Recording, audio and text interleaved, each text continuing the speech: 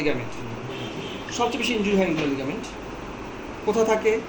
Anterior superior Alek spine, এখান থেকে pubic symphysis, এর জন্য আমাদের অ্যাটাচমেন্ট হয়। অবশ্যই এক্সপোজ করে নিতে হবে। এক্সপোজ করে নিয়ে দেন 4-4-8 আঙুল রাখলাম, 3-3 রাখতেও পারেন, যেটা আপনার সুবিধা হয়। তো রাখার পরে preserve the skin upwards and apply pressure downwards, relax. Preserve the skin upwards and apply pressure downwards, এভাবে আমাকে চলতে হবে।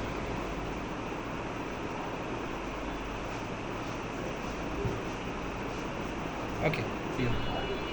DTFM over the iliopsoas. Iliopsoas কোথায় থাকে?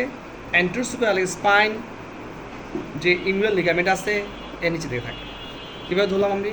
45 ডিগ্রি অ্যাঙ্গেল ধরলাম, 4-4-8 আঙ্গুল। Preserve the skin downwards, grip and apply pressure upwards, এভাবে দিতে পারি আমরা। এটা ওকে। DTFM ওভার দ্য অ্যারাটা লঙ্গাস এবং ব্রেভিসের অরিজিন।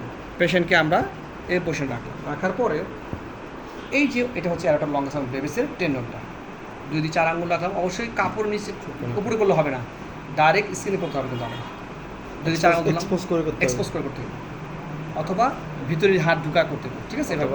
হ্যাঁ, মানে ডাইরেক্ট স্কিনের টাচে থাকতে হবে। Preserve the skin downwards and apply pressure upwards, relax. Preserve the skin downwards and apply pressure upwards, জিনিসটা আমাকে একত্র আনতে হবে। যদি আমি মাসেল বেলতে করতে চাই, তাহলে আমাকে কী করতে হবে? পুল করতে হবে। এরকম ধরলাম, preserve, grip and pull, relax. Preserve, grip and pull করতে হবে। তাহলে প্রিজার্ভ, গ্রিপ অ্যান্ড পুল, এটাও আমাকে স্কিন টাচে করতে হবে, টাচে রেখে করতে হবে, এভাবে। ওকে, এবার ইলুটেবল ব্যান্ড সাইড